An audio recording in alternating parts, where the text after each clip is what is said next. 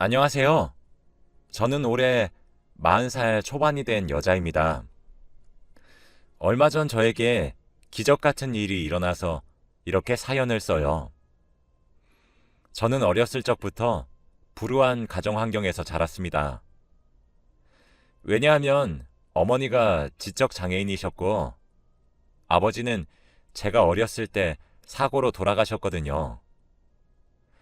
저희 어머니도 원래 정상이셨는데 아버지와 같이 횡단보도를 건너다가 교통사고가 크게 나게 되었어요. 그 여파로 아버지는 그 자리에서 즉사하셨지만 엄마는 후유증으로 지적 장애인이 되셨습니다. 엄마는 초등학생 수준의 정신 연령이 되셨는데 아버지 없이 저 혼자 엄마를 보살펴야 하니까 너무 힘들고 외로웠죠. 그래서 또래보다 일찍 철이 든 것 같습니다.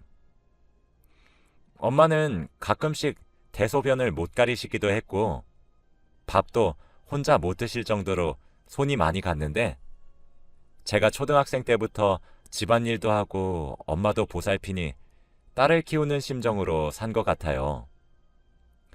어렸을 때 친구들은 다 놀이터에서 뛰어놀고 그러는데 저 혼자 집에서 엄마를 보살피는 것이 너무 억울하고 슬퍼서 남몰래 엉엉 운 적이 많습니다. 혼자서 매일 밤마다 울면서 자는 게 일상이 되었고 자기 전에 제발 이 모든 게 꿈이었으면 좋겠다라는 생각도 하며 잤습니다. 그렇게 저는 성인이 될 때까지 엄마를 보살피며 살았고 엄마 혼자 집에 둘 수 없으니 대학교도 당연히 다닐 수 없었어요. 집안 형편이 어려워서 당장이라도 돈을 버는 것이 더욱 급했고 제가 출근했을 동안 엄마는 장애인 복지센터에 맡겨졌습니다. 그리고 퇴근을 하면 복지센터로 가서 엄마와 함께 집으로 돌아왔죠. 저는 평생 엄마의 보호자로 살다 보니까 놀러를 다니거나 사람을 만날 여유가 없었고 제 인생은 엄마를 보살피다가 끝날 것만 같았어요. 평생 결혼도 못하고 노처녀로 일만 하다가 죽을 거라고 예상하고 있었거든요. 그런데 이런 제 인생에도 하나의 변수가 생기고 말았습니다. 바로 남자친구가 생긴 것이었어요. 남자친구는 누가 봐도 잘생기고 좋은 직업에 인기가 많은 사람이었어요. 당연히 저 같은 여자는 눈에도 들지 않을 거라는 생각을 하고 있었는데 무슨 일인지 이 사람이 먼저 저에게 대시를 했습니다. 저희는 엄마가 다니는 장애인 복지센터에 다녔는데 한 달에 한두 번씩 꼭 봉사활동을 하러 오시는 분이셨거든요. 저는 엄마를 맡기고 데리러 갈 때마다 항상 두 번씩 봤는데 볼 때마다 저렇게 잘생기고 멋지고 능력 좋은 사람이 주도적으로 봉사활동까지 하다니 너무 완벽하다 라고 혼자 생각하고 있었죠. 그런데 어느 날 여느 때와 다름없이 저는 퇴근을 하고 엄마를 데리러 가기 위해 복지센터로 향했어요.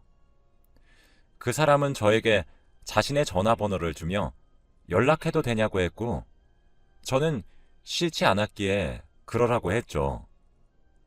그날 밤 그 사람이 연락이 왔고 저희는 그때부터 사랑을 하게 되었답니다.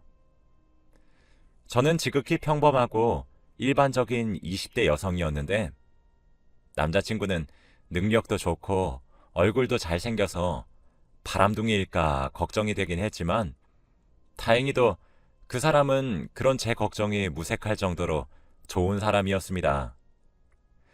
그 당시에 저희가 나이가 30대 초반이었는데 연애만 무려 10년 가까이 했습니다.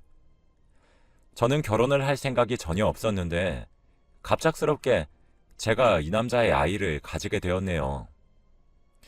남자친구는 너무 좋아하며 당장 결혼하자고 했고 저의 가정 환경을 알고도 결혼하자고 하는 이 사람이 너무 좋았기에 거절할 이유가 없었죠. 그리고 저는 평생 엄마를 보살피고 살아야 해서 결혼해도 엄마와 함께 살아야 할 텐데 이 사람은 그것을 싫어하지 않았습니다.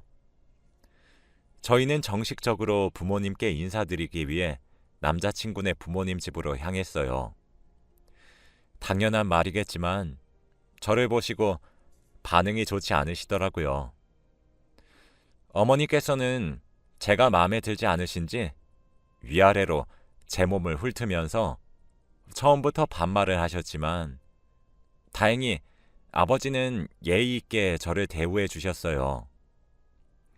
식사를 하는데 어머니는 남편에게 아들, 잠깐 엄마랑 이야기 좀 할까? 라며 방으로 남자친구를 불렀고 두 사람은 방으로 들어가서 대화를 한 것이지만 식탁까지 말소리가 다 들리더라고요. 아들, 너 어떻게 저런 여자를 집에 데려올 생각을 해? 너 정도면 더 예쁘고 능력 좋은 여자를 만날 수 있어. 그리고 뭐 결혼? 저 여자 엄마 장애인이라며. 너 평생 수발 들면서 살려고? 난 절대 반대야. 결혼하면 아기는 어떡하려고? 쟤네 엄마처럼 장애인에 나오면 어쩔 건데? 하며 아주 막말을 하시더라고요. 단 한 번도 그런 말을 대놓고 들은 적이 없는데 가슴에 비수가 콕콕 박히는 느낌이었습니다. 식탁에 단둘이 앉아있던 남자친구 아버지께서 한숨을 푹 쉬시면서 죄송합니다. 저 여자가 아직 철이 안 들었어요. 나중에 다시 정식적인 자리 만들 테니 오늘은 이만 집으로 돌아가세요. 라고 하시더라고요. 저는 눈물을 머금고 남자친구 집을 나갔고 집으로 돌아가는 내내 그래, 내 주제에 무슨 결혼이야. 너무 욕심이다. 나는 평생 엄마 수발이나 들면서 살아야 해. 아기는 나 혼자 키워야지. 하며 갔죠. 집으로 돌아오니 남자친구한테 연락이 많이 왔었지만 무엇보다 눈에 띈 연락은 바로 남자친구 아버지 문자였어요. 오늘 정말 죄송했습니다. 제가 어떻게든 아내를 설득해 볼 테니 걱정 마세요. 얼른 우리 가족이 되었으면 좋겠네요. 그 문자를 읽고 정말 좋은 분이신 것을 깨달았고 저는 물러서지 않기로 했습니다. 남자친구 어머니에게 제가 좋은 사람이고 며느리감으로 옳다는 것을 보여주면 마음을 돌리실 것 같았거든요. 저는 그때부터 어머니의 마음에 들기 위해 더 적극적으로 결혼을 밀고 나갔지만 제가 그럴수록 눈치가 없냐, 가정교육을 그렇게 받았냐는 등 막말의 수위는 점점 더 심해졌습니다. 남자친구는 막무가내로 저와 결혼을 하겠다고 했고 남자친구 아버지는 얼른 혼인신고라도 하라고 했죠. 어머니의 반대가 무지막지하게 심했지만 배는 점점 불러왔기에 혼인신고를 했어요. 결혼식은 아이를 낳고 안정기가 되면 올리자고 했고 그렇게 저희는 부부가 되었답니다. 시어머니는 억지로 결혼에 성공한 저를 시집살이를 시키려고 무던히 노력하셨지만 통하지 않았습니다. 아무래도 제가 저희 엄마를 보살펴야 해서 불려다닐 시간이 없었거든요. 그런데 제가 임신을 하고 점점 만삭이 되어가니까 제 몸 하나 가누기 힘들었고 엄마를 보살피는 것 또한 점차 힘들더라고요.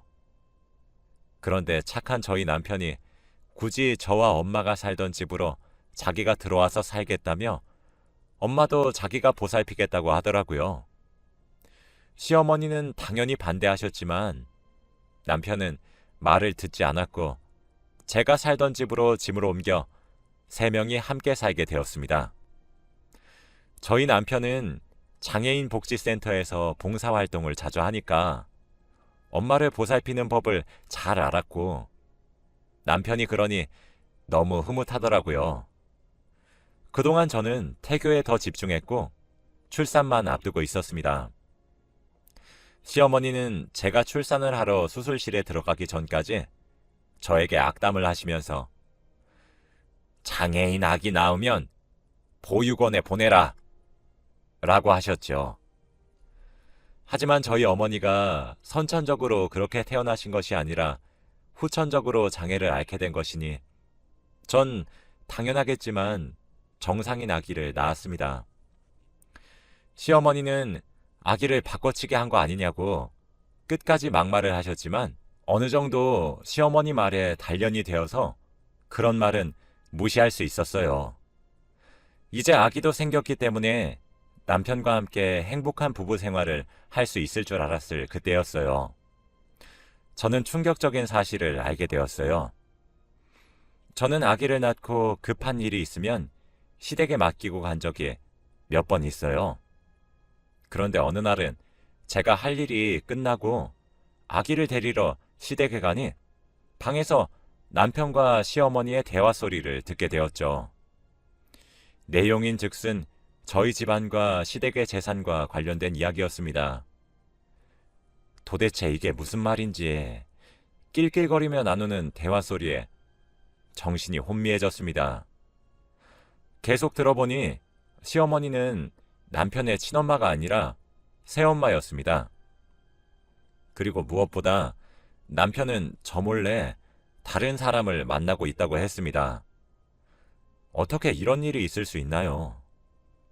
항상 저만 바라보고 다정하던 남편의 이중적인 모습을 보고 심장이 심하게 빨리 뛰었고 이혼을 해야 할지 고민이 되더군요. 한 번의 충격적인 사실들을 알게 되니까 손이 떨렸죠. 당장 방문을 열고 들어가서 무슨 소리냐고 따지고 싶었지만 저는 그럴 용기가 없었고 다른 방에서 혼자 자고 있는 아이를 데리고 조용히 시댁을 빠져나왔어요. 집으로 돌아가니 시댁에 있던 남편이 집으로 돌아왔고 저에게 엄청 다정하게 대하더라고요. 좀 전까지만 해도 나랑 결혼을 하니 마니 뒷담화를 했으면서 어떻게 표정 하나 안 변하고 저한테 그럴 수 있는 건지 너무 무섭고 소름 끼치는 사람이었습니다. 저보고 힘들 텐데 쉬라며 아기랑 엄마는 자기한테 맡기라고 하는데 어쩜 그렇게 뻔뻔한지. 남편이 아이와 엄마를 보고 있는 동안 저는 도대체 남편과 만나는 여자가 누구인지 알아내기 위해 몰래 휴대폰을 뒤졌어요. 카톡과 문자 그리고 전화 기록까지 다 뒤졌는데 나오는 건 없더라고요. 이 사람 정말 철저하게 숨기고 연애하는구나 싶었습니다. 그날 저는 여자로서 자존감이 바닥을 쳤고 믿었던 사람한테 이런 배신을 당하니까 세상을 살아가기 싫어졌어요. 제가 인생의 낙 없이 혼자 세상을 살아가고 있을 때 가뭄의 단비같이 나타나 행복하게 해주었던 사람인데 저를 만나기 전부터 다른 꿍꿍이가 있어서 접근한 거였다는 사실을 깨달으니 세상은 지옥 같았습니다. 저는 월급을 받으면 저축을 하는 스타일이었는데 남편은 그걸 자기 돈이라고 생각했나 봐요. 이런 사람에게 저희 엄마를 맡겨도 되는 건가요? 몰래 화장실에서 울면서 이혼할까 생각을 했습니다. 하지만 시어머니와 남편의 성격상 평생 저는 아이를 보지 못하고 살 수 있을 뿐더러 아이에게 한부모 가정을 만들어주고 싶지 않았어요. 어렸을 때부터 저도 아빠 없이 살다 보니까 제가 그 감정을 너무 잘 알았거든요. 결혼을 하고 아빠가 있다면 이런 느낌일까 생각이 들었을 정도로 시아버지를 정말 많이 믿고 따랐는데 이혼을 하게 되면 시아버지도 뵙지 못하잖아요. 머릿속이 복잡했지만 우선 시아버지에게 제가 들었던 사실을 전해드리기로 했어요. 나중에 혹시나 시어머니에게 뒤통수 맞는 것을 바라지 않았거든요. 시아버지를 뵈러 가는 내내 혹시나 충격을 받고 쓰러지시면 어떡하나 생각하면서 갔어요. 눈물이 멈추지 않더라고요. 제가 그날 그 시간에 시댁에 가서 대화 내용을 엿듣지 않았다면 저는 평생 저 악마 같은 시어머니와 남편에게 속아서 사기를 당했을 거잖아요. 인생이 이제 피는 것 같았는데 또 이렇게 밑바닥을 치네요. 아무튼 시아버지를 찾아가서 드릴 말씀이 있다고 한 후 방으로 들어가서 이야기를 꺼내려고 하는데 말이 입 밖으로 나오지 않는 겁니다. 시아버지도 평생 아들 하나만 바라보고 사셨을 거고 누구보다 자기 편인 줄 아셨을 텐데 제가 한 10분 동안 말을 하는 것을 주저하고 있었는데 시아버지는 화내지 않으셨고 묵묵히 기다려 주셨습니다. 결국 저는 들었던 모든 내용을 다 전해드렸고 말하는 내내 눈물이 멈추지 않았어요. 저는 평생 밑바닥 인생이었기 때문에 괜찮았지만 시아버지께서는 시어머니와 아들을 얼마나 믿으셨겠어요. 말을 끝마치고 시아버지 얼굴을 보는데 정말 동공이 심하게 흔들리시더라고요. 정말 많은 충격을 받으신 것 같았어요. 시아버지도 한 5분 정도 생각하시다가 저에게 한 말씀 하셨는데 정말 반전의 내용이었습니다. 며느라, 이런 이야기를 듣고 모른 척 할 만도 한데 이야기해 주어서 고맙구나. 그런데 나도 너한테 하나 알려줄 것이 있다. 사실은 우리 아들이랑 내가 그 여자 실체를 알고 짜고 치는 거란다. 아들은 나와 함께 그 여자를 고소하기 위해 증거를 모으고 있는 중이지. 그러니 걱정 말거라. 혼자 마음고생 심했을 텐데 이제 와서 말해서 미안하다. 저는 시아버지의 말을 듣고 한동안 벙쪘어요. 무슨 이런 일이 생기는 건지 정말 반전의 반전이었습니다. 남편의 불륜과 보험금에 대한 이야기는 다 거짓말이었어요. 저는 상황 파악을 하고 안도의 눈물을 펑펑 흘렸고 시아버지는 저를 안아주면서 우리 아들이 너를 너무 좋아해. 지 엄마 돌아가고 웃는 얼굴을 한 번도 본 적이 없는데 며느리를 만나고 웃음꽃이 활짝 폈어. 고맙다, 아가. 순간 제가 남편 휴대폰을 뒤지고 이중적인 모습이라며 무서워하던 기억이 스쳐 지나가니까 너무 미안하더라고요. 잘 알지도 못하고 그렇게 혼자 생각한 게 한편으로 웃기기도 했습니다. 시아버지도 이미 시어머니가 자신의 재산을 노리는 걸 안다고 해요. 그리고 집으로 돌아가서 남편에게 아주 잘 대해줬습니다. 그동안 못되게 본 게 미안하기도 하고 이런 좋은 남편 어디에도 없다는 생각이 들더라고요. 남편은 등에는 아기를 업고 있었고 손은 엄마에게 밥을 떠먹여주고 있었습니다. 그 모습을 보니까 하마터면 큰일 저지를 뻔했습니다. 아무튼 저는 시아버지와 남편이 알아서 처리한다고 했으니 입 꾹 닫고 다시 일상으로 돌아왔어요. 그런데 그동안 딱 하나 변한 것이 있습니다. 바로 시아버지의 건강이 좋지 않게 되었어요. 하루 종일 기침을 하시고 살이 쫙 빠져서 안색도 너무 좋지 않으셨거든요. 혼자서 몸을 일으키기도 힘들 만큼 많이 야유셨는데 그동안 아이도 좀 크고 그래서 저는 시댁에 자주 가서 시아버지를 보살폈어요. 시아버지가 아프니까 시어머니는 점점 본색을 드러내셨는데 아예 시아버지가 죽기를 원하는 눈치더라고요. 시아버지도 잘 아시는지 방을 치우고 있던 저를 부르시더니 조심스럽게 저에게 아가, 이거 얼마 안 되는데 너 가져라 하며 통장과 인감도장을 주시더라고요. 통장을 열어보니 제가 태어나서 처음 보는 금액의 액수였습니다. 시아버지는 남편이 매달 보내드리는 용돈을 한 푼도 쓰시지 않고 통장에 다 모아두었대요.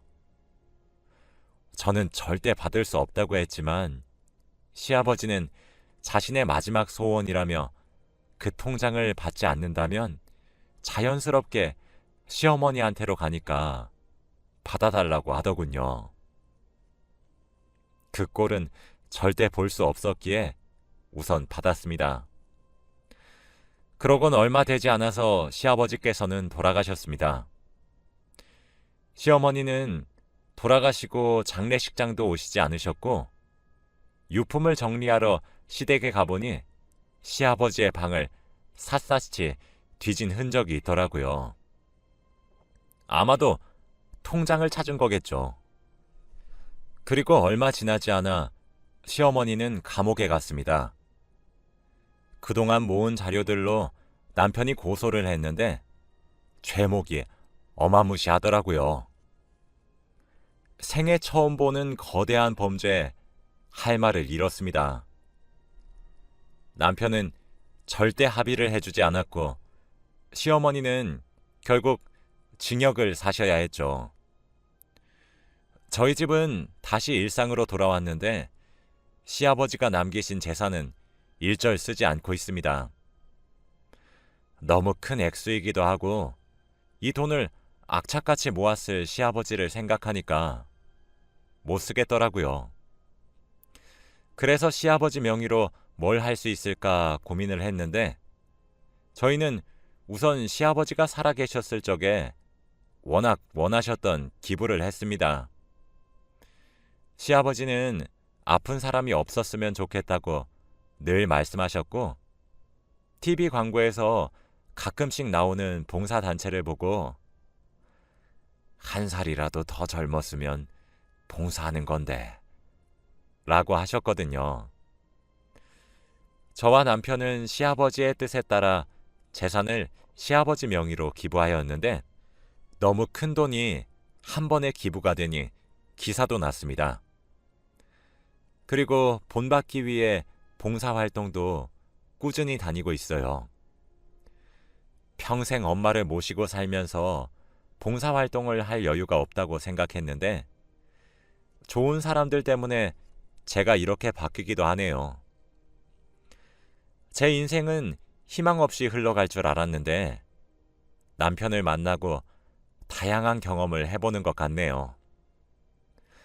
아빠 없이 살았던 제가 시아버지를 만나고 친아빠가 생긴 기분이 들었고 너무 귀엽고 사랑스러운 저희 아이도 생겼잖아요. 저에게 주어진 모든 것에 감사히 살면서 제 이야기는 마무리하도록 할게요. 정말 반전의 반전인 일을 겪은 것 같아요.